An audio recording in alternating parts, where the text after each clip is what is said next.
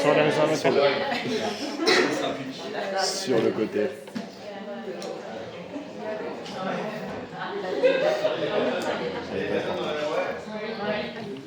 Bon, ça va bien sinon?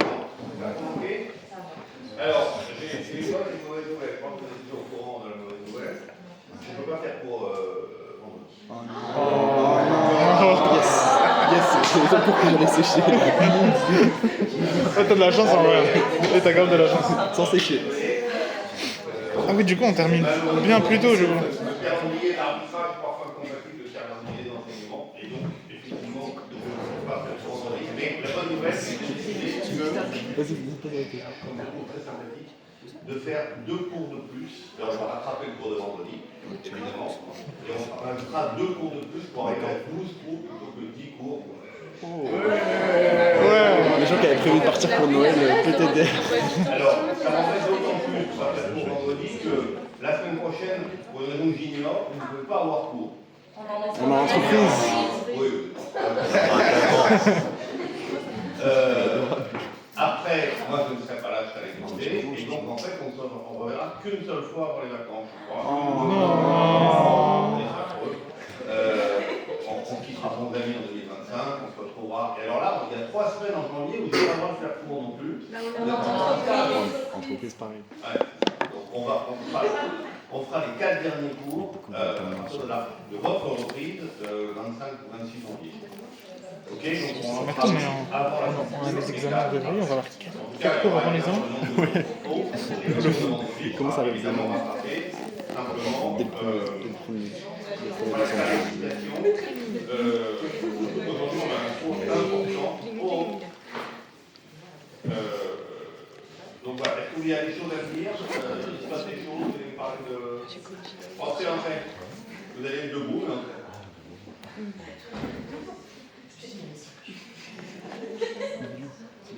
Sinon, ça c'est ce qu'on a entendu parler. Je pense qu'on n'entendra pas là. non, mais vous pouvez faire. Non, mais. Merci. Il n'y a rien. C'est ça, c'est bien, on est à la Sorbonne, on est en Sorbonne, pardon, c'est pour ça qu'on dit qu'on est chic. On a pour en Sorbonne, c'est bien, mais le problème, c'est chic. Mais le problème de ces salles, c'est qu'effectivement, l'acoustique est très mauvaise, on entend tout. Donc, si vous faites tomber un crayon là-bas, j'ai l'impression que c'est un missile qui nous arrive dessus. Donc, ne parlez pas, voilà. En plus, j'entends tout. Donc, est-ce qu'il y a des choses à voir en ce qui concerne l'organisation du master, les projets, ça fonctionne toujours, vous allez au cours, les profs viennent? Ça dépend. Bon. Vous avez commencé avec Camille Chalère? Oui. Ok. Stockholm aussi? Oui. Bon, alors vous avez quand même un dream team. En tout cas, en droit civil, il n'y a quand même pas mieux. Et Daniel Mondi continue à venir. Non. Il y a Deux. Il a annulé 2 cours? Ouais. Vous savez pourquoi? Non, mais bon, ça fait plusieurs jours que je ne pas noté. Il prépare sa vengeance contre Mathias Odit, je pense. Comment? Il prépare sa vengeance contre Mathias Odit, je pense. Vous en avez parlé un peu avec lui? On n'a pas eu l'occasion. Il vous a envoyé l'article? Ouais. Vous avez vu, il y a encore l'article qui convient à intégrer la réalité de ce ok. Alors, donc, rappelez-vous, on avait terminé la partie sur les sources. On a retenu un certain temps. Naturellement, c'est logique, puisqu'on a intégré dans l'analyse des sources déjà énormément de règles de fond. Mais maintenant, on va lâcher les sources et s'intéresser uniquement au fond du droit d'arbitrage. Et le fond du droit d'arbitrage, ça commence avec le morceau de choix, le sujet majeur. Et le cours qu'on va faire aujourd'hui, je vous le dis franchement, vous ne l'oublierez jamais. Parce que le droit, la convention d'arbitrage, c'est un droit absolument magique.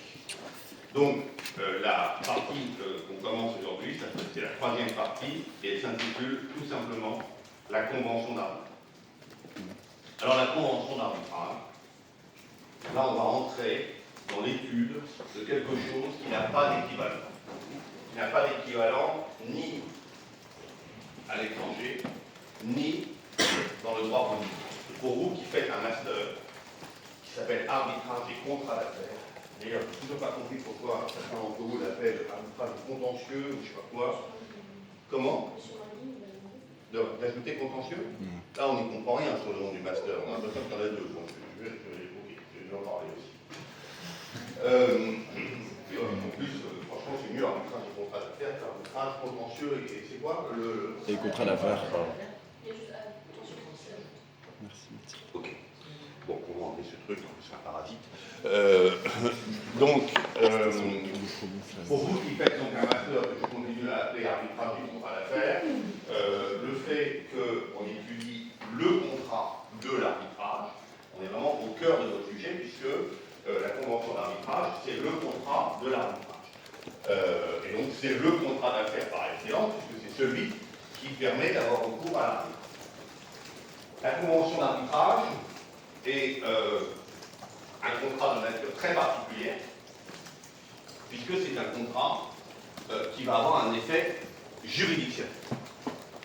C'est un contrat, donc source contractuelle, mais un effet juridictionnel, donc qui vient s'insérer dans l'organisation de la justice. Ça veut dire quoi? Ça veut dire que l'on peut contractualiser sur la justice. Et rien que ça, c'est déjà un élément d'interrogation. Comment expliquer que la justice, qui en principe est un attribut du pouvoir souverain, une des institutions de la République, puisse faire l'objet d'un contrat? Mieux encore, d'un contrat de nature très particulière, parce que c'est un contrat qui va justement écarter la justice judiciaire. Le premier effet de la convention d'arbitrage, c'est de rejeter le système judiciaire. On ne veut pas de vous. Pour toute une série de raisons qu'on a déjà évoquées, on ne veut pas de la justice judiciaire, on veut notre propre justice. Eh bien, l'ordre juridique, alors je ne sais pas si c'est l'ordre juridique, ou si c'est... alors, je ne sais pas où vous allez vous mettre, c'est les retardataires sont sanctionnés. Voilà, il y a une chaise là-bas, je crois. Donc ça veut dire que l'ordre juridique reconnaît la possibilité de déroger à l'ordre juridictionnel. C'est une convention dérogatoire dont le premier effet est, et on va le revoir d'ailleurs tout à l'heure, le premier effet est de retirer la compétence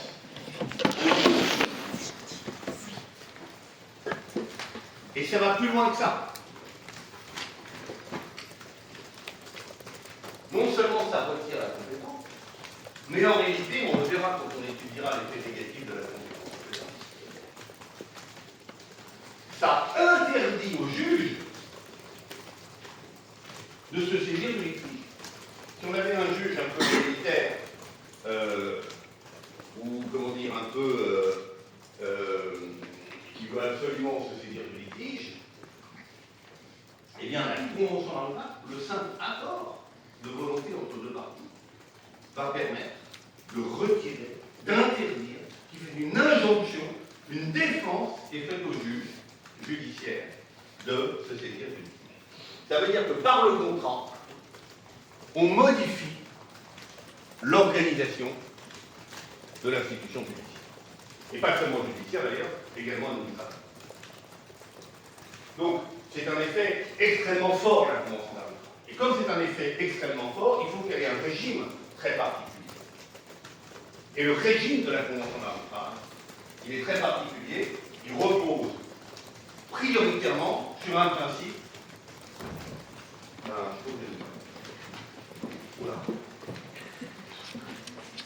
Sur un principe qui est le principe cardinal, le principe clé de tout droit d'arbitrage que vous connaissez déjà. C'est le principe de l'autonomie de la convention. C'est une clause si particulière qu'elle a son propre régime, autonomos. D'accord? Elle a son régime juridique, sa propre norme, autonomos. Et ça, c'est le cœur du régime du droit de l'arbitrage en général. L'autonomie de la clause compromissoire, C'est le principe fondamental de l'arbitrage. C'est le principe sans lequel rien n'est possible. C'est le principe qui est à la fois indispensable sur le plan pratique et extraordinaire sur le plan théorique. Et même, extraordinaire, c'est au sens premier du terme, magique. Et même incompréhensible en réalité. Et pourtant, c'est comme ça. Donc, l'autonomie de la clause compromissoire, de la convention d'arbitrage, ça signifie la convention d'arbitrage a son propre régime. Et cette autonomie, on la voit dans les deux types de conventions d'arbitrage. D'abord, ce que j'appelle le contrat hors le contrat, c'est-à-dire le compromis d'arbitrage. Et puis ensuite, le contrat dans le contrat, c'est-à-dire la clause compromissoire. Donc, chapitre 1er, autonomie de la convention d'arbitrage. Et, très rapidement, section première, le contrat hors le contrat, c'est-à-dire le compromis d'arbitrage. On verra très rapidement la section 2 qui sera beaucoup plus longue sur la clause compromissoire. Donc, comme je vous l'ai dit, la convention d'arbitrage peut emprunter deux formes. Soit le compromis d'arbitrage, soit la clause compromissoire. Le compromis d'arbitrage, c'est l'acte conclu après la naissance du litige et qui a pour vocation à régler ce litige. Et uniquement ce litige. C'est la raison pour laquelle, dans les conditions de formation, de validité du compromis d'arbitrage, il y a la définition de l'objet du litige. On doit définir ce pourquoi le litige est conclu. Et c'est normal puisque c'est un acte qui ne porte que sur ce litige. C'était tout le problème qu'on avait dans l'affaire Cadiz. Je vous l'ai déjà raconté, j'y reviens. Mais donc c'est donc un contrat spécifique. C'est un contrat qui est conclu en dehors de toute la relation contractuelle. C'est pour ça qu'on peut dire que c'est un contrat hors le contrat. C'est aussi un contrat qui va disparaître avec le litige.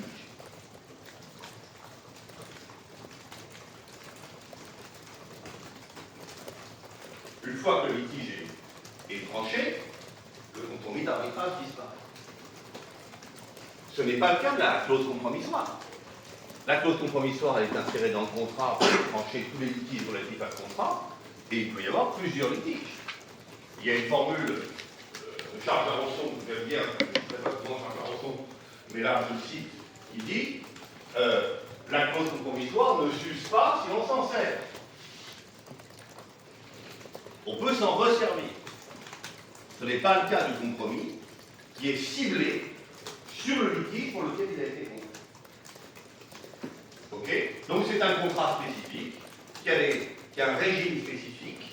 Il faut que dans le régime, le principe des règles de validité du compromis, il faut qu'il soit écrit, il faut que l'objet du litige soit déterminé, soit défini, pardon, et il faut que les modalités de constitution du tribunal arbitral soient définies. C'est tout. D'accord? Ça, c'est pour le compromis d'arbitrage. Comme je vous l'ai dit également, en pratique, le compromis d'arbitrage, on le trouve assez rarement conclu, parce que c'est très difficile de se mettre d'accord pour résoudre le litige, sur les conditions de résolution du litige, une fois le litige né.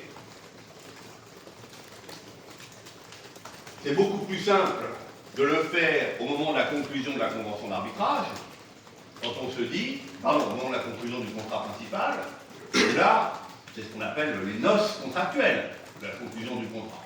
Donc là, c'est embrassons-nous Folleville, on conclut le contrat au fond, contrat substantiel, je vous vends une usine, je vais construire une usine, et je vous la paierai tant, etc. Tout le monde est content. Parfois, on célèbre ça médiatiquement, à communiqué de presse, l'émission de télé, là, on vient de vendre 100 rafales à l'Ukraine qui n'a pas de quoi les payer, mais on fait quand même des images sur la base militaire de la Coublée, etc., etc. Je suis absolument certain qu'il y a une convention d'arbitrage dans ce contrat, j'en suis sûr. Mais là, on est content, on met la clause compromissoire. Il n'y a pas de problème. Au moment de la conclusion du contrat, on met la clause compromissoire. Donc on ne sait pas s'il va y avoir un litige. Et d'ailleurs, on est incapable de dire combien de contrats vont dégénérer en litige. Est-ce que c'est 1%, 1 pour 1000, 1 pour 10 000 on ne sait pas. Et sans doute encore moins que ça. Mais ce qu'il y a, c'est que quand il y aura un litige, on aura déjà la clause compromissoire. On n'aura plus qu'à l'appliquer. En revanche, si on n'a pas de clause compromissoire, et que le litige apparaît, et qu'on veut recourir à l'arbitrage, ben le problème, c'est que là, on sait très clairement quel est le litige, puisque le litige est déjà né, et deuxièmement, qui serait la juridiction compétente en l'absence d'arbitrage. Et là, il y a forcément une partie qui n'a pas intérêt à aller à l'arbitrage. Pas toujours. Pas forcément exagéré. Mais il y a une partie qui a moins intérêt qu'une autre à aller à l'arbitrage. Notamment celle dont les tribunaux sont compétents. Une fois que vous savez que vous avez un litige avec l'Ukraine sur la vente des Rafales et que c'est le juge français qui est compétent, vous allez plaider en France, en français, en droit français, dire bah, je préfère aller à l'arbitrage, c'est prendre un risque. Ça peut présenter un avantage de confidentialité, de rapidité, de ce qu'on a dit, de choix d'arbitre. Mais c'est quand même renoncer à quelque chose qui est déjà là. Et c'est la raison pour laquelle on trouve beaucoup moins de compromis d'arbitrage que de clauses compromissoires, parce que, comme je le dis, il est difficile de se mettre d'accord sur les modalités de résolution du désaccord une fois que le désaccord est là. D'accord? Donc le compromis d'arbitrage, on en a très peu, on en a parfois, mais on en a très peu. En tout cas, au regard de la question qu'on va traiter, qu'on est en train de traiter de l'autonomie de la convention d'arbitrage, elle ne pose pas de difficulté pour le compromis d'arbitrage, puisqu'il est dans un acte subséquent de la conclusion du contrat principal. Tout autre est la question de l'autonomie de la convention d'arbitrage lorsqu'il s'agit d'une clause compromissoire. Section 2. Et là, on va rentrer dans un domaine magique. Comment expliquer que une clause parmi d'autres dans le contrat va avoir un régime différent des autres clauses à côté de desquelles elle figure. Qu'est-ce qui peut expliquer ce régime très particulier? Et comment c'est apparu? Et quelle est sa portée?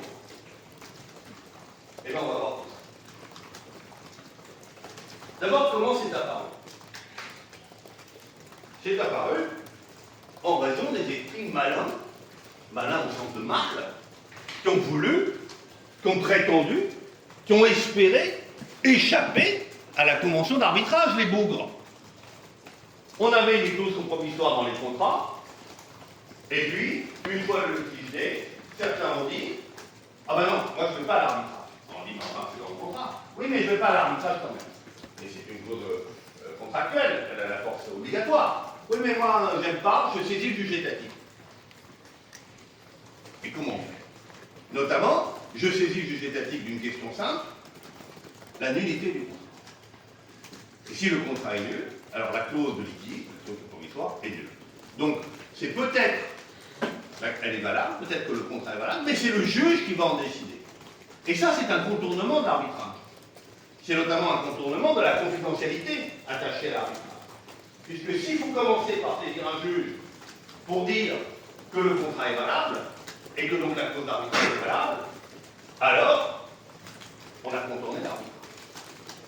Donc cet esprit dilatoire qui consiste à dire je ne vais pas saisir l'arbitre parce que précisément je prétends que le contrat est nul, et si le contrat est nul, toutes les clauses du contrat sont nulles, c'est ce qui est à l'origine du principe d'autonomie de la clause compromissoire. Et donc, on en arrive à la réponse de la Cour de cassation. Dans l'arrêt le plus important de tout le droit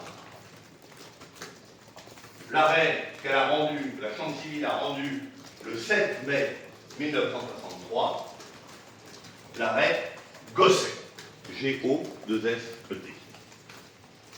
L'arrêt d'Ossé, c'est l'arrêt le plus important pour toute une série de raisons qu'on va décliner maintenant. Que dit l'arrêt d'Ossé? Cette formule que vous devez, pas plus que retenir, enfin, tatouer sur vos bras. La clause compromissoire, sur les bras, vous voyez, présente toujours, ceci, toujours, une complète autonomie juridique par rapport au contrat qui la contient. La clause compromissoire comporte toujours une complète autonomie juridique par rapport au contrat qui la contient. Avec cette phrase, avec cette simple phrase, la Cour de cassation a bouleversé le droit privé en général et le droit d'arbitrage en particulier. De multiples manières. D'abord, elle a dit, donc, l'interprétation littérale, la clause compromissoire a une autonomie juridique par rapport au contrat qui la contient. Là où le contrat a son propre régime, eh bien la clause compromissoire a elle aussi son propre régime, et ce régime doit être indépendant du régime de la clause compromissoire pour une, du contrat, pour une raison simple, c'est que précisément elle sert à régler les problèmes du contrat. Donc il y a une différence de régime. Donc la clause compromissoire est autonome par rapport au contrat qu'il a. L'arrêt Gosset, il a eu pour effet de créer en droit positif deux conséquences fondamentales qui n'ont a priori rien à voir.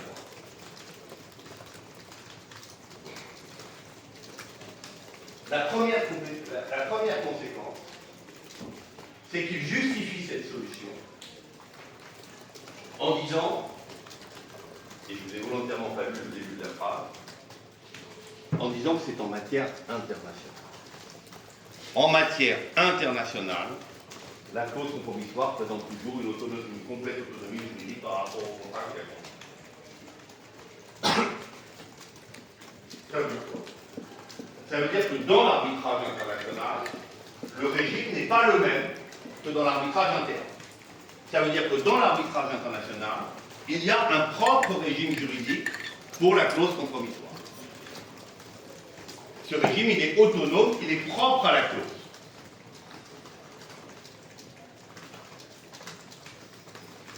Pourquoi? Parce qu'on est dans un autre univers. Parce qu'on est dans un autre domaine.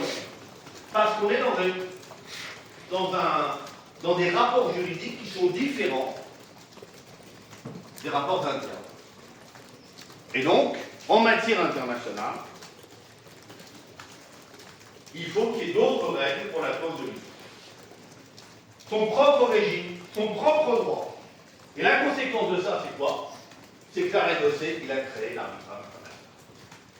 Il a créé le régime de l'arbitrage international. Il a créé, c'est le premier arrêt qui justifie une solution au nom de l'arbitrage international.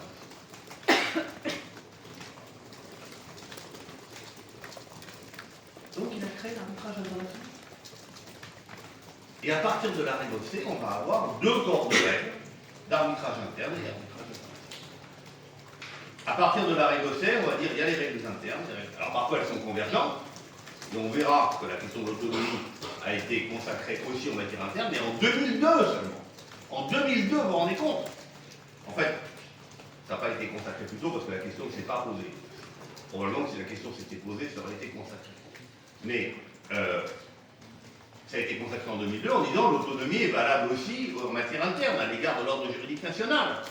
Mais ça va moins loin que de dire, en fait, la question compromissoire est autonome, y compris par rapport à l'ordre juridique national, parce que c'est un autre ordre juridique, c'est l'ordre juridique arbitral. C'est ça. C'est le premier arrêt de l'arbitrage international. Dans le livre que j'ai publié avec Philippe Pinsol sur les grands arrêts du droit de l'arbitrage international, on a commencé à bosser et on a terminé à vous travailler sur lequel on reviendra. Et Gosset, c'est l'acte fondateur, créateur de l'arbitrage international. 1963, c'est l'année clé, parce qu'il y a aussi l'arrêt, on reverra, Galakis, et puis il y a la thèse de Philippe Bouchard, dont je vous ai déjà parlé, qui s'appelle l'arbitrage commercial international, c'est 1963 également, et tout ça montre qu'il y a une espèce de monotone autour de la création de l'arbitrage, de l'identification de la création de l'arbitrage international, avec des règles spécifiques, et ça montre aussi, ce que je vous ai déjà expliqué, c'est qu'il y a un microclimat, il y a des synergies intellectuelles qui font que les choses arrivent ensemble, la doctrine, la jurisprudence, et qu'on arrive à cette espèce de foisonnement et de créativité en droit français et sur la place de Paris en particulier. Donc, premier apport, et pas des moindres, de l'arrêt Gosset, c'est, première conséquence, c'est la création d'un régime spécifique en matière d'arbitrage international, et pas n'importe quel régime spécifique, l'autonomie de la clause compromissoire. Et, juste, je ne vous l'ai pas dit, mais vous le savez, clause compromissoire et clause d'arbitrage, c'est synonyme. Ce sont des expressions qui sont évidemment synonymes. Oui. C'était par rapport à l'adjectif international, parce qu'on a vu que la définition de l'internationalité était différente pour le contrat et pour l'arbitrage. Du coup, dans cet arrêt, la Cour de cassation elle faisait référence à l'internationalité au sens du contrat. Non, alors c'est une très bonne question, puisque le critère de définition de l'internationalité va arriver à partir de 1970, donc 7 ans plus tard. Donc, elle dit juste que c'est international, elle ne dit pas de quelle internationalité il s'agit. Et on ne sait pas à ce moment-là si c'est l'internationalité au sens du droit positif juridique, ou si c'est l'internationalité au sens des arrêts Mardelais et d'Ambricourt de 1927, et on ne le saura qu'à partir, en fait, de 1981, c'est-à-dire l'article 1492 du nouveau Code de procédure. Très bonne idée. Donc, première règle, première conséquence de l'arrêt Gosset, la création de l'arbitrage international. C'est pas rien. Mais il y a une autre conséquence. Et celle-ci est dans le droit civil. Et pour vous qui êtes à la fois les spécialistes d'arbitrage et de droit des contrats, c'est pas l'inintéressant. La grande conséquence, c'est quoi? C'est de dire que si la clause d'arbitrage a un régime juridique qui lui est propre, c'est parce qu'elle a un objet qui est différent. Un objet qui est différent de quoi? Qui est différent des autres clauses du contrat. C'est-à-dire que les autres clauses du contrat, elles ont un objet substantiel, d'accord? La détermination du prix, la détermination de la prestation, les délais de paiement, les délais de livraison, etc., etc. Mais la clause d'arbitrage, elle a un autre objet. Elle a un objet qui n'est pas substantiel, mais processuel.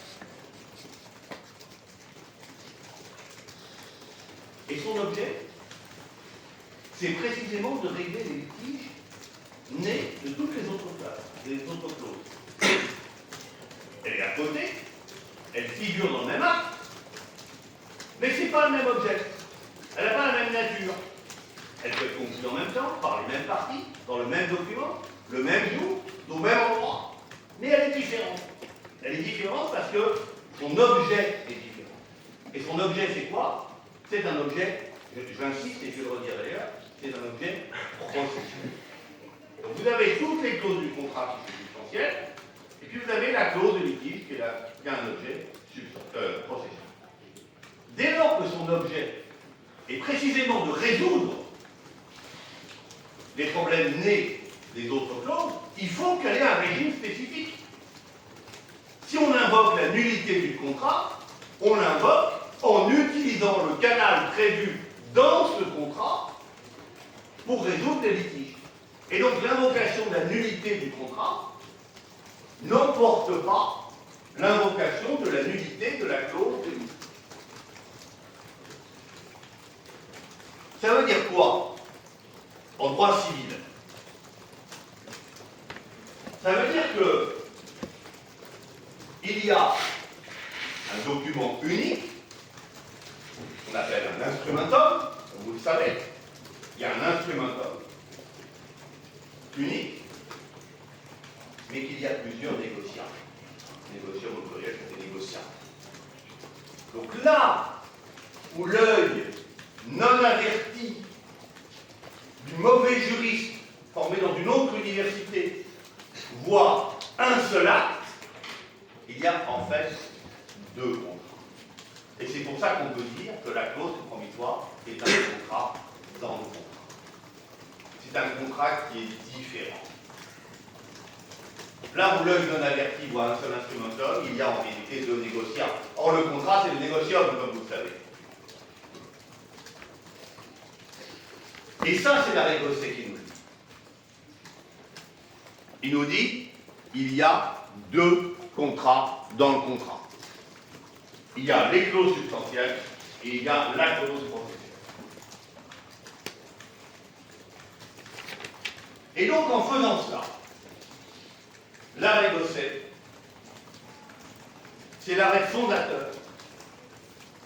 Je vous ai dit, il y a deux conséquences. Il a créé l'arbitrage international et il a créé autre chose. Il a créé une nouvelle catégorie de contrats. C'est pas rien. Qu'on appelle les contrats relatifs au litige. Il a créé un régime spécifique pour une nouvelle catégorie de contrats, une nouvelle famille de contrats.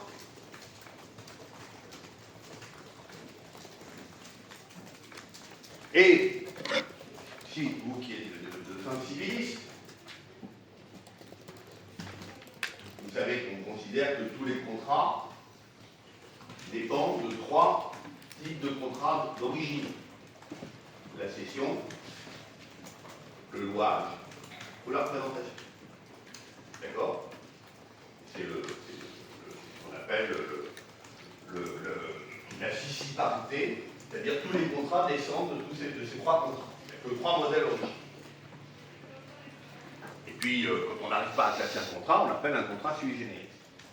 Quand on n'arrive pas à le qualifier. Et bien voilà une nouvelle catégorie de contrats. Les contrats relatifs au litige, qui rentrent dans aucune de ces trois catégories initiales.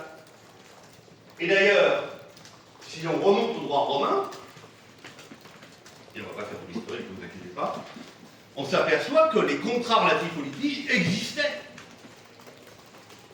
Ils existaient déjà, donc en fait, l'arrêt Gosset, il vient renouer, c'est ce qu'on appelle une tendance régressive du droit, il vient renouer avec une catégorie de contrats qui existait en droit romain, qui avait disparu, et qui obéit à un régime propre.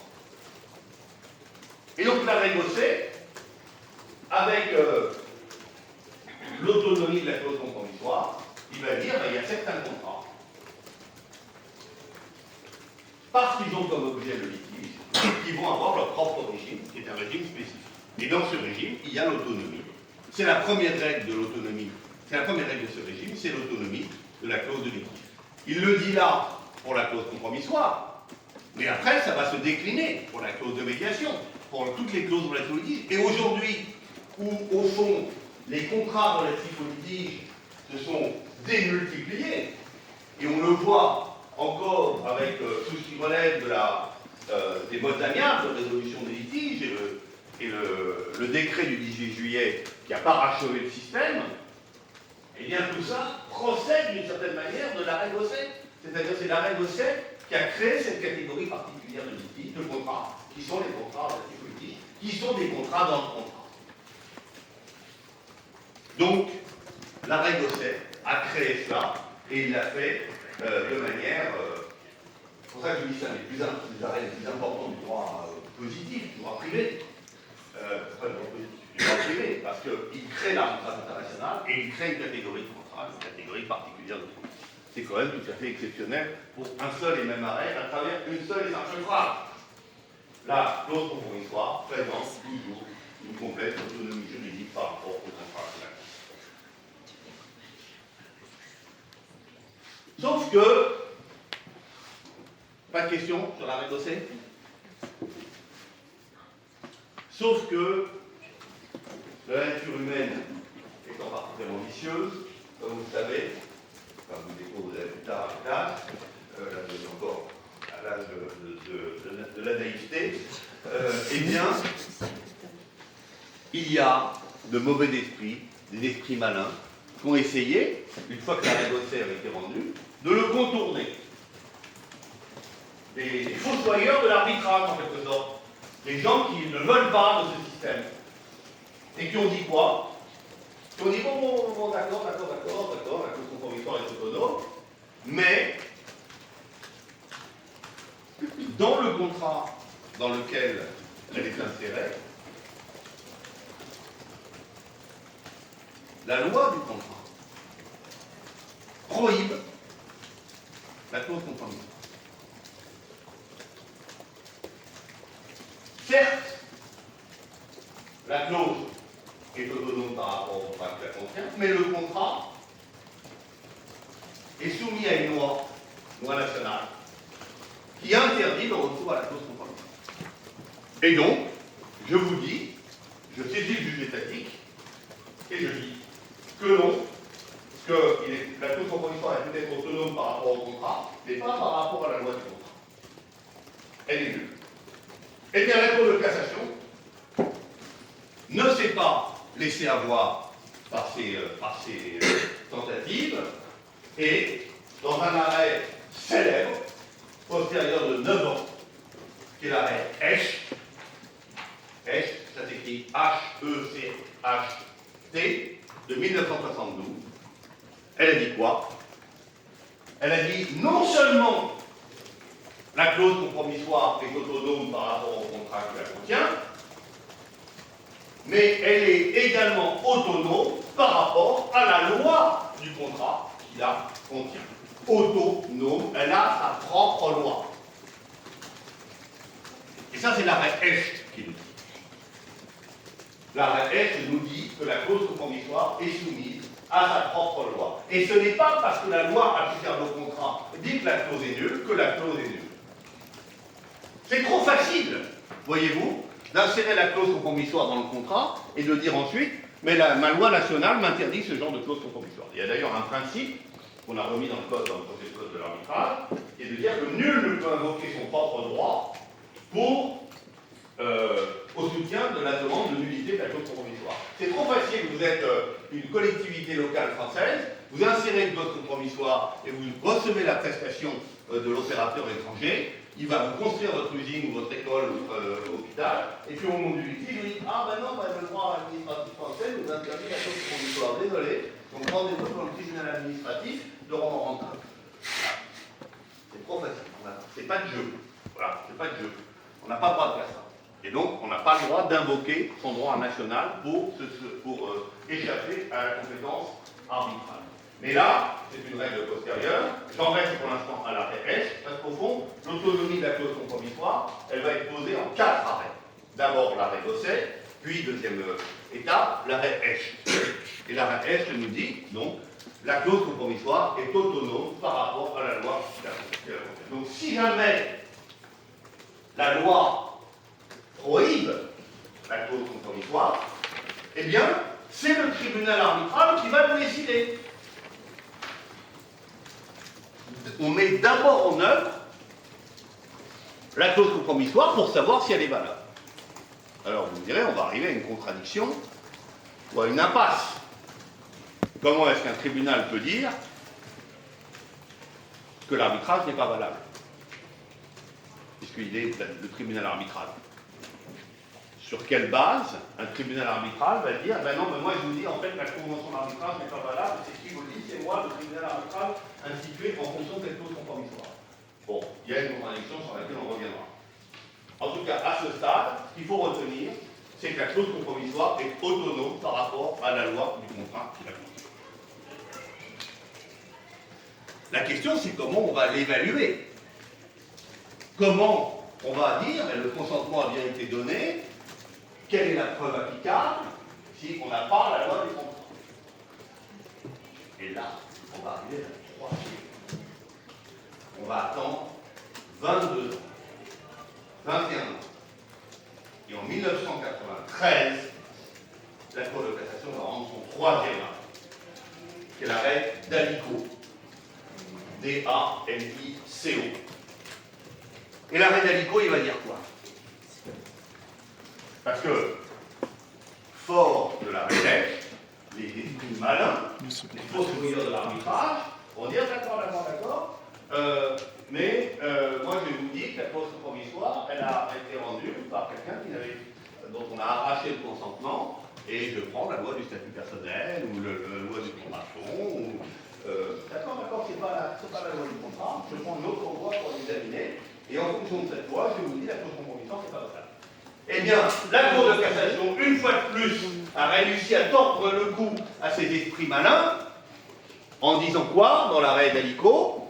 En disant, non seulement la clause compromissoire est autonome par rapport au contrat qui la contient, ça c'est l'arrêt d'Ossec, non seulement la clause compromissoire est autonome par rapport à la loi du contrat qui la contient, ça c'est l'arrêt, mais la clause compromissoire est autonome par rapport à toute loi étatique.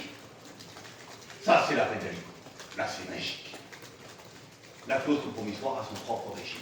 Elle n'est soumise à aucune loi étatique. Et là, la jurisprudence française, elle a marqué le coup de l'histoire de l'arbitrage. Elle a dit, plus de loi étatique pour la clause compromissoire, la clause compromissoire a son propre régime, on va évaluer comme ça, savoir si le consentement a bien été donné, comment est-ce qu'on peut l'approuver. C'est l'ordre juridique arbitral, c'est ce qu'Emmanuel Gaillard appelait l'ordre juridique arbitral. On a nos propres règles, on a notre propre ordre. On est chez nous, on joue à domicile dans l'ordre juridique arbitral. L'arrêt d'Alico nous crée, et l'arrêt qui crée l'ordre juridique arbitral. Donc vous voyez, l'évolution intellectuelle, Gosset, Esch, d'Alico. Gosset crée l'arbitrage international, et en 1993, donc exactement 30 ans plus tard, l'arrêt d'Alico crée l'ordre juridique arbitral. On a franchi une étape, et je peux vous dire, moi je commençais à m'intéresser à l'arbitrage en 1994, on a pris comme un coup de poing. Là, un coup de poing au sens du terme. Vraiment, on était ceux qui défendaient l'arbitrage en disant oh là là, quelle créativité de la Cour de cassation. La Cour de cassation nous dit la clause provisoire n'est soumise à aucune loi. C'est l'avènement de ce que les internationalistes cherchent partout, c'est-à-dire le fameux contrat sans loi. Oui, le contrat sans loi existe. Le contrat se suffit à lui-même, il s'autosuffit, il est autonomos. C'est la clause provisoire, c'est lui, en matière internationale. Oui. J'ai du mal à comprendre la différence entre l'arrêt Etch et d'Alico. Etch. Pardon. Parce que du coup, tous les deux sont autonomes par rapport à la loi étatique, en fait. Alors, l'arrêt Etch est autonome par rapport à la loi étatique du contrat. Okay. Mais il a sa propre loi. D'accord? La clause provisoire obéit à sa propre loi, et notamment à la loi française. Tandis que dans l'arrêt d'Alico, il n'y a plus de loi du tout. Ah, parce que comme on est dans un contexte international, du coup, la loi du contrat, ça peut être une autre loi que la loi française. Ah, bien sûr. Voilà, oui. Bien sûr. La loi de fond est différente de la loi de procédure. Donc si vous dites mon contrat de vente est nul selon le droit français, et s'il est nul, la clause compromissoire est nulle, parce que par exemple c'est vendu à une personne morale de droit public, eh bien, avec la jurisprudence H, vous allez dire non, ce n'est pas parce que le droit français est applicable au fond que la clause compromissoire est le droit français est applicable à la clause compromissoire. Et l'obéit à ça. Notre loi, elle est autonome par rapport à la loi du contrat. Ok? Et l'arrêt d'Alico va plus loin et dit, mais en fait, non, il n'y a même pas de loi. Oui. On évalue nous-mêmes. Okay. Oui. Donc là, on est vraiment qu'en matière internationale. On n'est que en matière internationale, depuis l'arrêt d'Ossec. D'accord? On n'est que en matière internationale. Alors, c'est vrai que, là où vous avez raison, c'est qu'en 1993, en décembre 1993, au moment de l'arrêt d'Alico, le régime de l'arbitrage international a été posé depuis 1981, 12 ans avant. J'ajoute, et on va le revoir parce que c'est difficile à articuler, que comme je vous l'ai dit, l'article 2061 du Code civil, qui date de 1972, et qui prohibe la clause compromissoire, il est cantonné à la matière interne. Donc il ne nous gêne pas pour l'instant. Et c'est aussi la raison pour laquelle la jurisprudence préserve le régime de l'arbitrage international, et c'est aussi la raison pour laquelle, je vous l'ai dit ça, lorsque le décret de 1981 qui a créé l'arbitrage, le régime de l'arbitrage international dans le Code de procédure civile, a été adopté.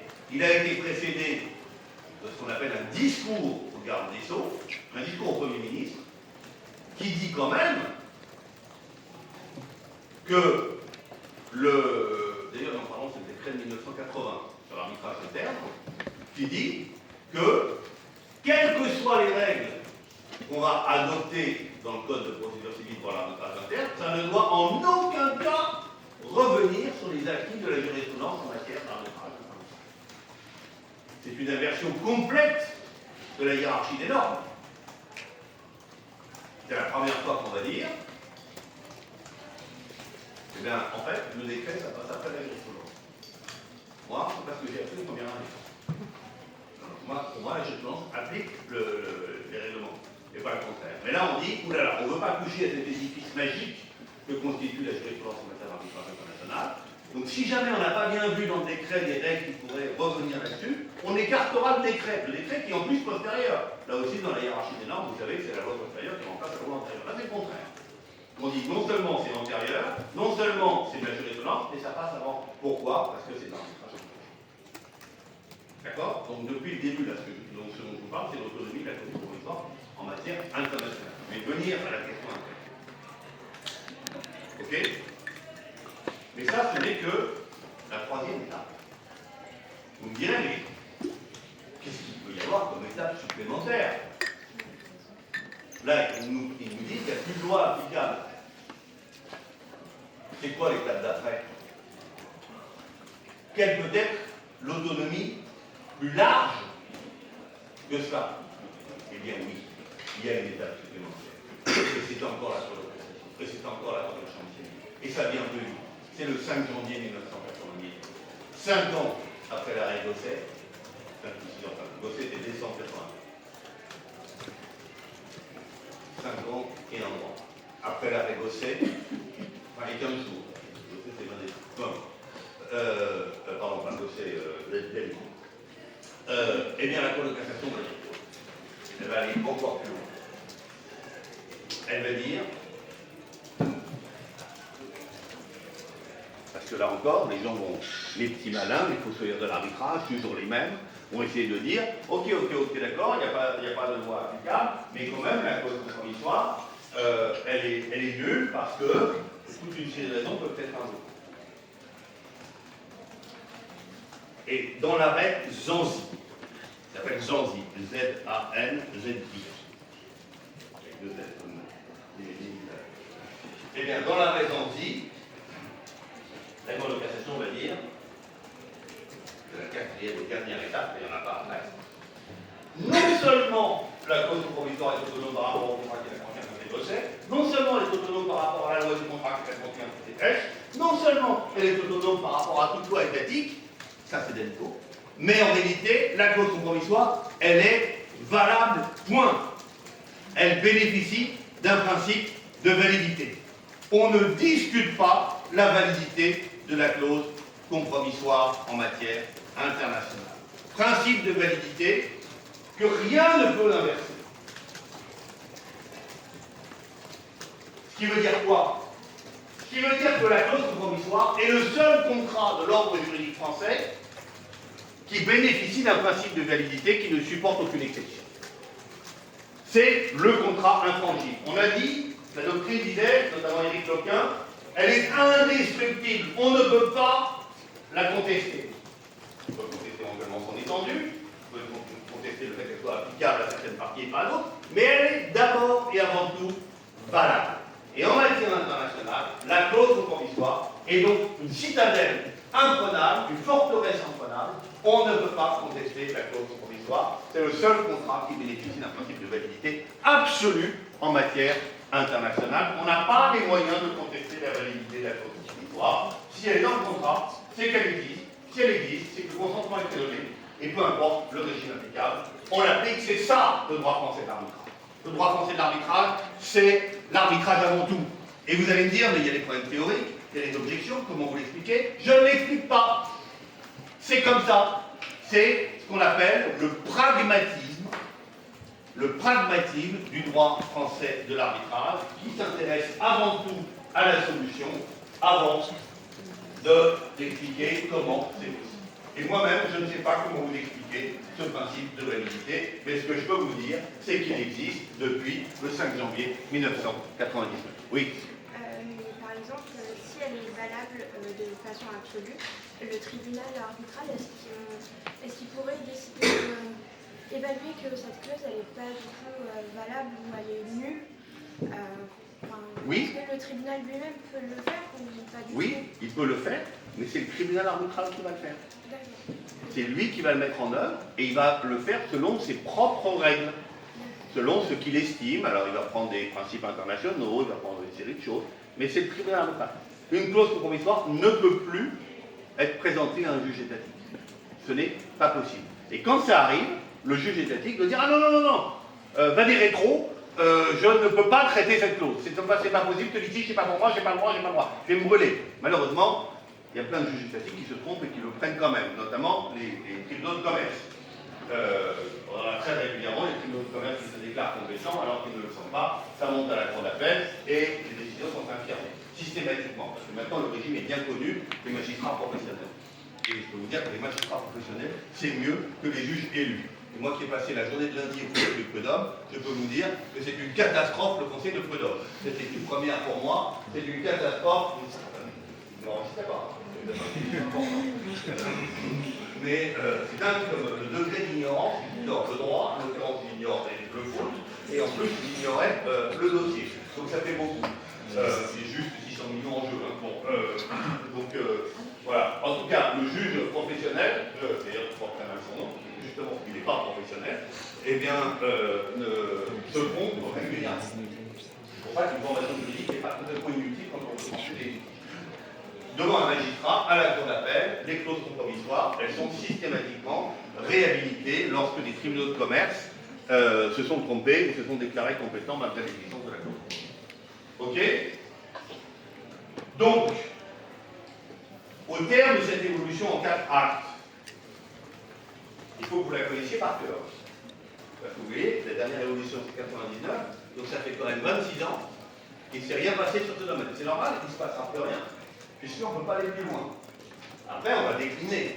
Qu'est-ce que ça veut dire l'autonomie? Notamment, il y a eu un sujet sur la question du pouvoir de représentant d'une société. La RESO-ERNI de 2009. La RESO-ERNI dit le représentant de la société qui a signé la clause compromissoire, eh bien, il n'avait pas le pouvoir, selon le droit français, de signer la clause compromissoire et d'engager sa société dans l'arbitrage. Tant pis. Le droit français, on s'en fout. Le droit de l'arbitrage, c'est quand tu as signé, tu as signé. Voilà. Donc la clause est valable. Alors évidemment, ce que je suis en train de vous dire là, ça heurte deux catégories de juristes, les civilistes et les internationalistes, qui ne comprennent pas. Ça ne rentre pas dans leur logiciel. Sauf les civilistes avertis, comme Christophe Meunk, Philippe Chabert ou Daniel Magui. Daniel Magui, je ne sais pas où classer. Il sait tout, mais enfin, à l'origine, il était civiliste et il a dirigé un centre de droit de la consommation, c'est vous dire. Eh bien, en dehors de ces civilistes avertis, petite équipe de Paris, tout ça Paris, eh bien, ils ne comprennent pas. Qu'est-ce que c'est ce contrat qui obéit à des règles différentes du droit des contrats? C'est pas possible. Le droit des contrats ne dit pas ça. Il y a une loi applicable, il y a un conflit de loi, il y a etc. C'est pas possible. C'est quoi ce principe de validité? Pourquoi ce contrat bénéficie de ce halo de bienveillance? C'est comme ça. Parce que le droit de l'arbitrage, c'est le super droit, c'est le droit du droit. Et donc il a prévu ça. Et pareil en droit international privé. Et là, vous avez des gens extrêmement éminents, comme ici, certains professeurs, Sylvain Mollet. Sylvain Mollet, il est résolument contre ce système de contrat sans droit. Pour lui, en bon internationaliste, chaque opération juridique doit être soumise à une loi. Et encore une fois, j'ai la plus grande estime pour Sylvain Mollet. C'est en plus un collègue absolument charmant. Mais, en fait, ce raisonnement consiste à justifier l'existence du DIP. Et on s'en fout. On n'est pas là pour justifier l'existence d'un droit. On est là pour appliquer un droit adapté à une situation juridique. C'est vraiment la différence entre le droit international privé et l'arbitrage. Moi, j'ai une formation de DIPiste, hein, donc à l'origine. Moi, il n'y avait pas de master d'arbitrage quand j'ai fait mes débuts. Donc, je les connais, les mécanismes de DIP. Je vois très bien comment on est enfermé dans un certain système. Donc, le pragmatisme apparaît comme une espèce de viol organisé, de viol intellectuel. La recherche d'une solution pragmatique, c'est le contraire du DIP. Le DIP cherche avant tout des solutions théoriques et des solutions intellectuellement satisfaisantes. D'accord? Donc, avec cette évolution, on a un objet juridique non identifié, qui est la convention d'arbitrage en matière d'arbitrage, la clause compromissoire en matière d'arbitrage. On ne sait pas où la classer, ce qu'on sait, c'est qu'elle existe, qu'elle a un principe de validité, et qu'on ne peut pas la contrer. Et que si on doit la contrer, on le fait devant l'arbitre. Donc on met en œuvre la clause pour contester la clause. Alors quelle est la conséquence de cela? On va le détailler plus tard, mais je veux déjà insister sur la conséquence. La première conséquence, c'est ce que je viens de dire. C'est le principe compétence-compétence. On le reverra. C'est quoi le principe compétence-compétence? C'est pas un bégaiement de ma part, c'est, vous le connaissez j'imagine, vous connaissez le principe compétence. Ça veut dire que celui qui est compétent sur le fond est compétent sur sa compétence. Ça veut dire que c'est devant l'arbitre qu'on conteste la compétence de l'arbitre. Donc on met la clause compromissoire en œuvre pour contester la clause compromissoire. Et ça, c'est la conséquence processuelle de l'autonomie de la clause compromissoire. L'autonomie de la clause compromissoire, c'est une règle substantielle, c'est une règle contractuelle. D'accord? C'est le contrat dans le contrat. On sort une clause du contrat, même si elle est dans le contrat, pour dire qu'elle est différente du régime du contrat. Mais c'est une clause de droit des contrats en réalité. C'est une clause de droit civil. C'est une règle de droit civil. La conséquence procédurale, processuelle, c'est le principe compétence-compétence. Et le principe compétence-compétence, on le reverra également, il a deux effets. Il a un effet positif, un effet négatif. L'effet positif, ça veut dire c'est l'arbitre qui est compétent pour statuer sur sa compétence. Et l'effet négatif, c'est de dire le juge est incompétent pour statuer sur la compétence. Ce que j'appelle d'ailleurs moi plutôt un principe prohibitif. Il est fait interdiction au juge de trancher le litige. C'est quand même très fort, hein? C'est très fort de se dire qu'une clause va empêcher, d'abord va réorganiser la compétence judiciaire et va faire interdiction à un juge de se saisir. C'est un contrat. Ça, c'est la première conséquence. La deuxième conséquence, toujours en matière internationale, et après je vais basculer en matière interne. La deuxième conséquence, c'est que la rédaction de la clause est extrêmement facile. On a parlé un temps de ce qu'on a appelé des clauses compromissoires pathologiques, malades. Des clauses mal rédigées, et Dieu sait qu'il y en a, difficiles à mettre en œuvre, avec des contradictions. Je vous donne un exemple. Le litige entre les deux parties sera tranché par le médiateur X. Vous voyez les statistiques. Est-ce que c'est une médiation? Est-ce que c'est un arbitre? Ou bien, la clause compromissoire, le litige sera tranché par un tribunal arbitral qui siégera selon les règles du centre d'arbitrage de Berlin-Est. Il n'y a plus de Berlin-Est, qui est construit. Etc., etc. Il y a de multiples cas de figure dans lesquels on a l'impression que la clause est pathologique, ne peut pas être mise en œuvre. Mais non. Parce que le droit d'arbitrage a systématiquement trouvé la part. Et il reste des clauses pathologiques, mais elles sont toutes curables. Il n'y a pas de pathologie incurable en matière internationale. À chaque fois, il y a la solution. créer un centre d'arbitrage à Berlin, ou par exemple, on va trouver un autre centre d'arbitrage, ou par exemple, on va réunir les parties, on va dire est-ce qu'on prend un arbitrage institutionnel ou un autre, et si les parties ne veulent pas, le juge d'appui va trancher. En fait, on a la solution à tout. Donc la clause provisoire a cette chance inouïe qu'elle ne peut pas mourir. Elle est éternelle. C'est rare, hein? Et c'est important parce que le litige, il peut apparaître des années après la conclusion du contrat, des décennies. Hein. Donc la clause pathologique qu'on a trouvée dans les années 80, eh bien en réalité, elle est toujours, il n'y a pas de maladie incurable pour la clause provisoire.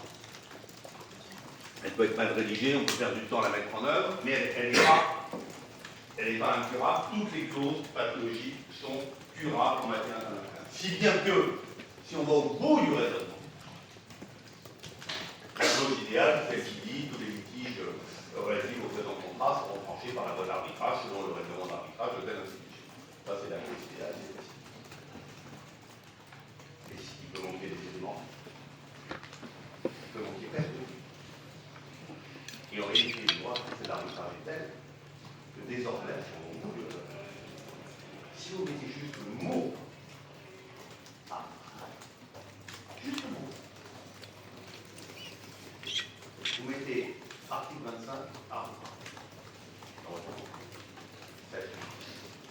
On aura la solution. On saura mettre en œuvre.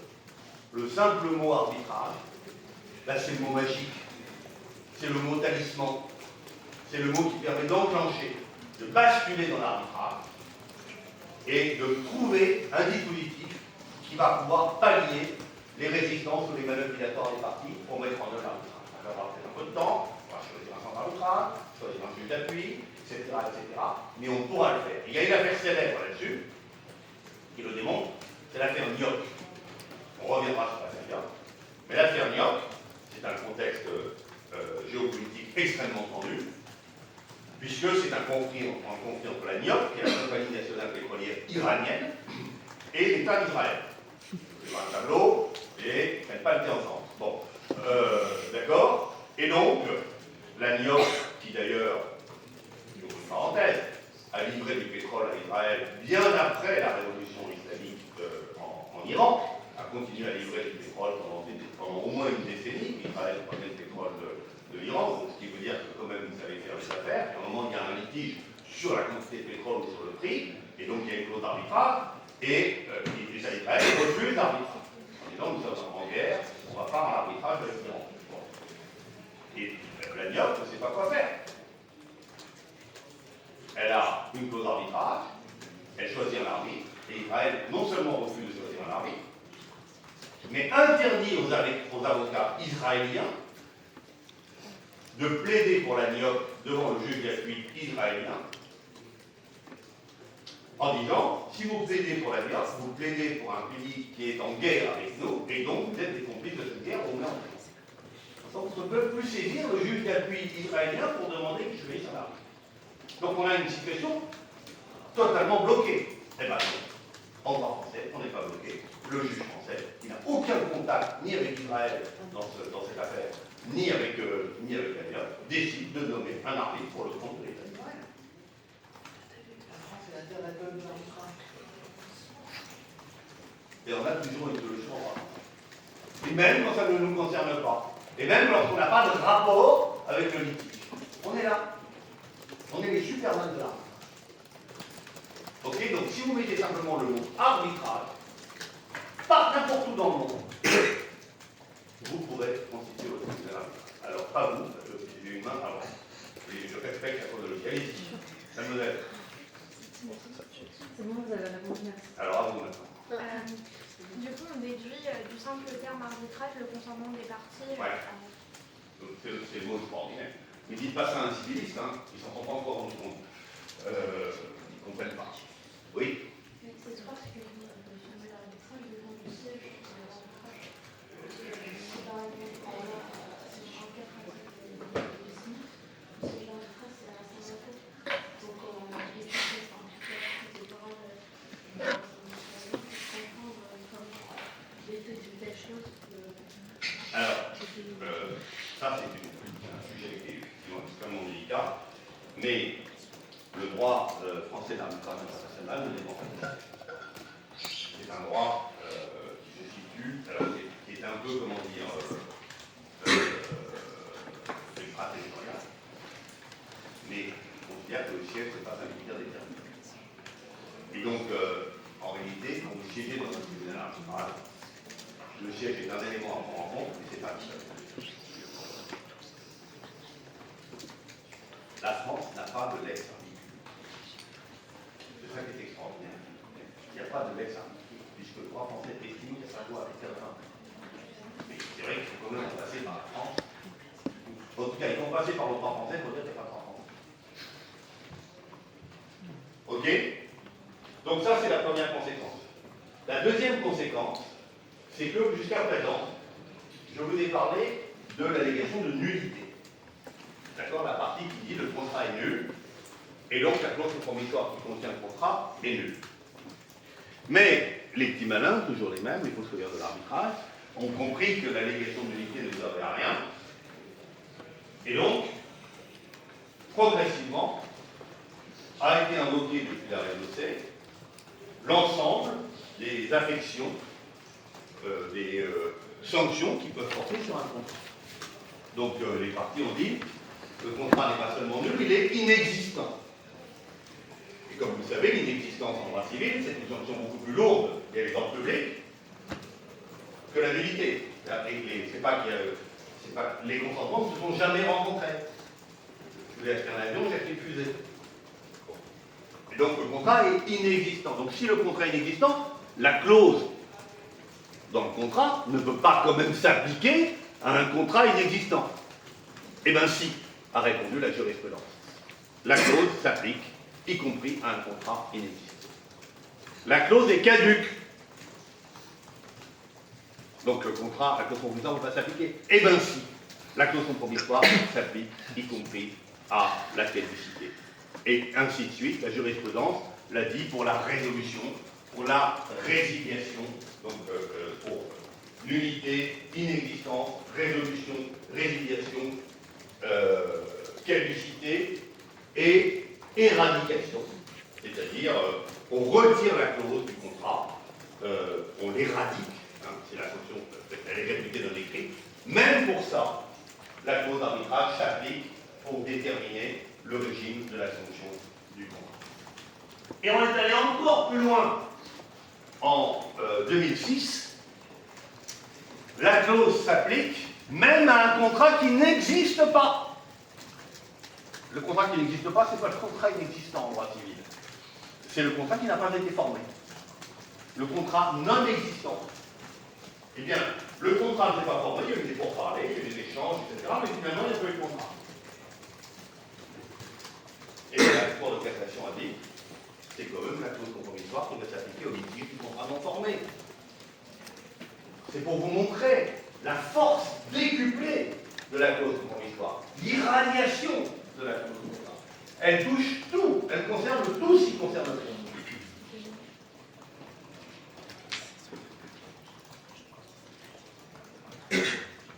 Alors, comment, dans ce cadre-là, donc ça c'est le régime de droit positif. Et d'ailleurs, oui, j'ai oublié de vous dire ça, dans le Code de procédure civile en 2011, on a voulu l'écrire ça. On a voulu écrire que la clause compromissoire était valable, le principe d'autonomie, dans tous les cas d'une allégation de sanction du contrat, d'unité, d'inexistence, etc. Mais on n'a pas réussi à l'écrire. Trop compliqué. Ça fait une phrase horrible. Lorsque la nullité, l'inexistence, la résolution, la résiliation, la caducité est invoquée. Donc on a mis un terme qui est l'inefficacité. Et je ne sais plus quel est le numéro de l'article, 1465 peut-être, qui dit la clause, le principe d'autonomie s'applique, y compris, dans tous les cas où l'inefficacité de l'arbitrage est invoquée, l'inefficacité du contrat est invoquée. D'accord? Et ce terme inefficacité, dans le Code de procédure civile, signifie, recouvre toutes les hypothèses que je viens d'évoquer. C'est volontaire. l'autonomie de la clause compromissoire concerne toutes les hypothèses d'inefficacité du contrat principal.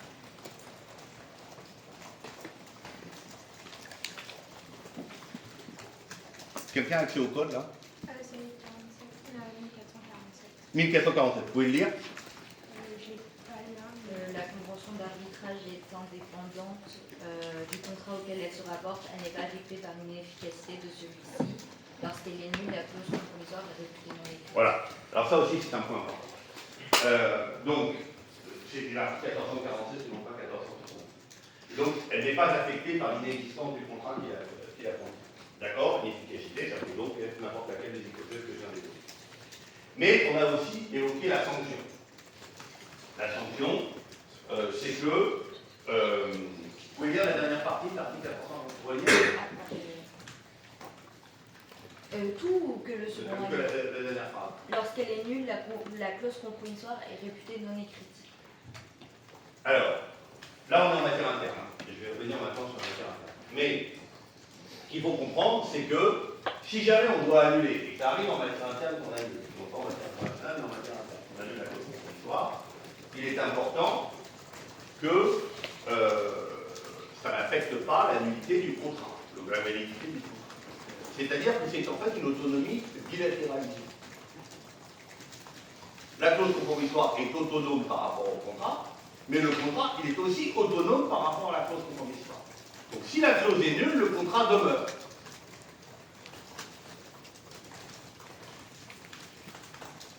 Ce qui veut dire quoi?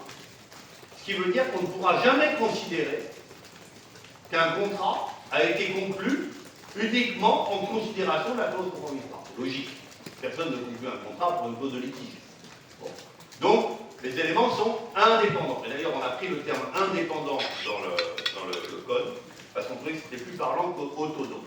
Et on l'a retenu encore, on a repris dans le projet de code de 2026. Donc, la clause, elle est réputée non écrite, c'est-à-dire éradiquée. De même, la clause elle-même, elle peut comporter une disposition qui n'est pas applicable. Je vous donne un exemple que je vous ai déjà donné. La clause compromissoire va dire que les arbitres statueront à charge d'appel. D'accord, il y aura un appel. Comme vous le savez, c'est autorisé en matière interne, mais ça ne l'est pas en matière internationale. Donc si on est en matière internationale, qu'est-ce qui se passe? Eh bien, en réalité, on va enlever cette partie de la phrase. Cette partie de la phrase va être réputée non écrite sans affecter le principe du recours à l'arbitre.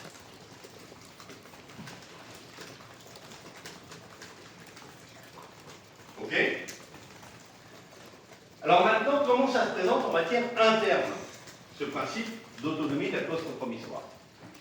Eh bien, en réalité, c'est beaucoup plus simple, parce que effectivement, comme je vous le disais tout à l'heure, pendant des décennies, la question ne s'est pas posée.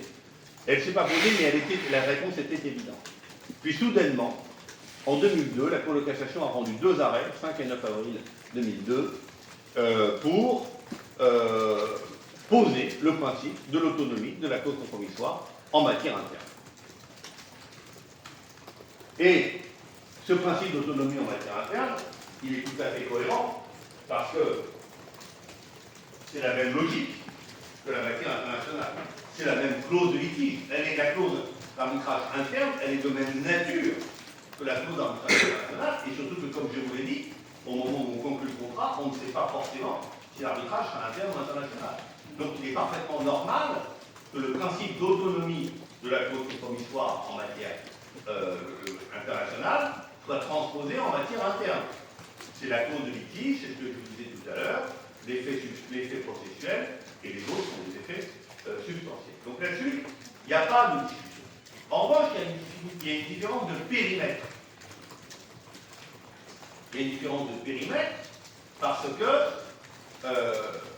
en matière internationale, la clause, elle est autonome par rapport à toute loi étatique. Tandis qu'en matière interne, la clause d'arbitrage, elle est soumise au droit interne. Et donc, le champ de l'autonomie, il est quand même plus réduit en matière. Alors, à mon avis, ça se discute en ligne. Que l'ordre juridique arbitral supervise le tout. Mais une clause interne peut quand même être nulle.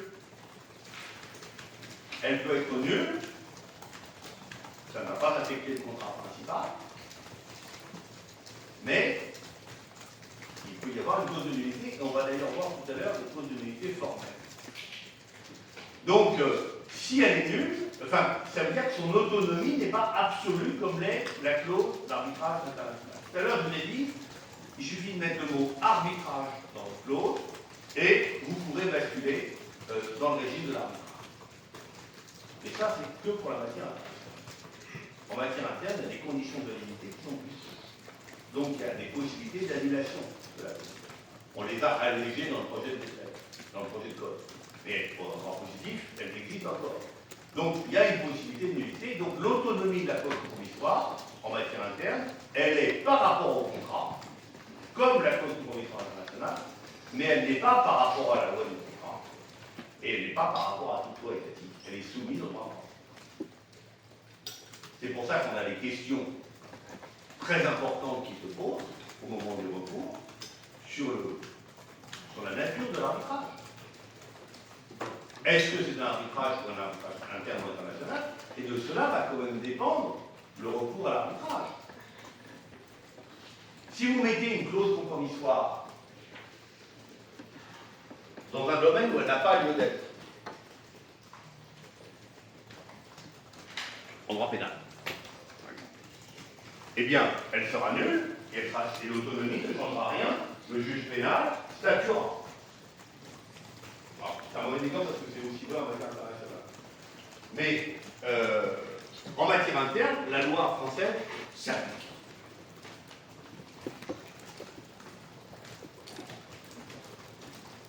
Donc le périmètre de l'autonomie n'est pas le même, mais le mécanisme est le même.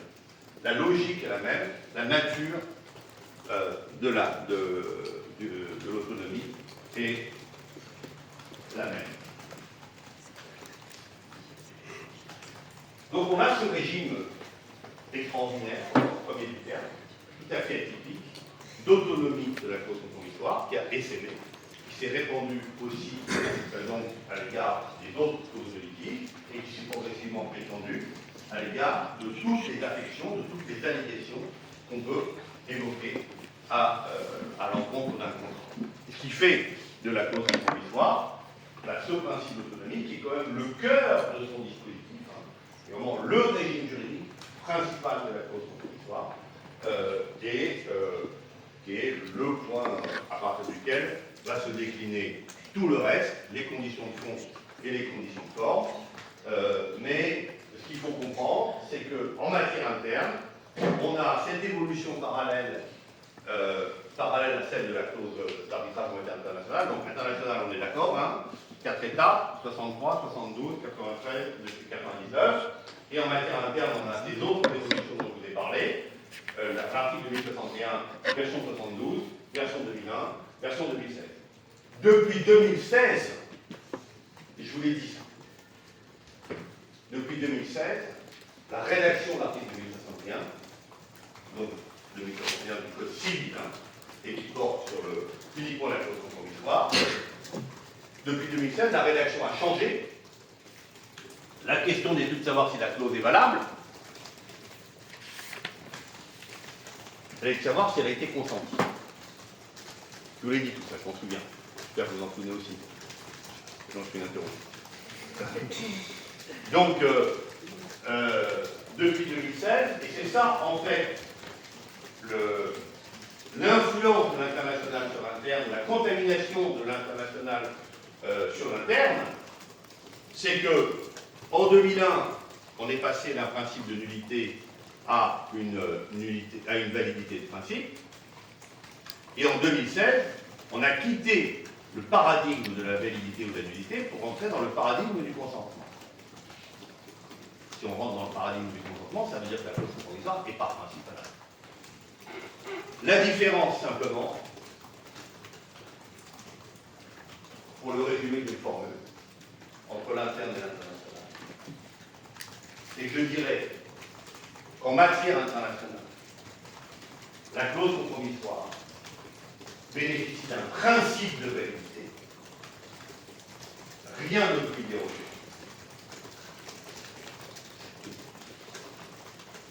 Et en matière interne, la clause compromissoire bénéficie d'une validité principe. Je porte le nom des exceptions. D'un côté, principe de validité, pas d'exception. De l'autre côté, validité de principe, il y a des exceptions. Voilà le merveilleux régime, le fabuleux régime de l'autonomie de la clause compromissoire, le cours le plus important de l'année, cette heure et demie que nous venons de passer ensemble, et qui mérite bien une petite pause café pour assimiler tout ça, avant d'arriver, hélas, à des matières beaucoup plus chères à faire que ce feu d'artifice juridique que constitue l'autonomie. On se retrouve après la pause.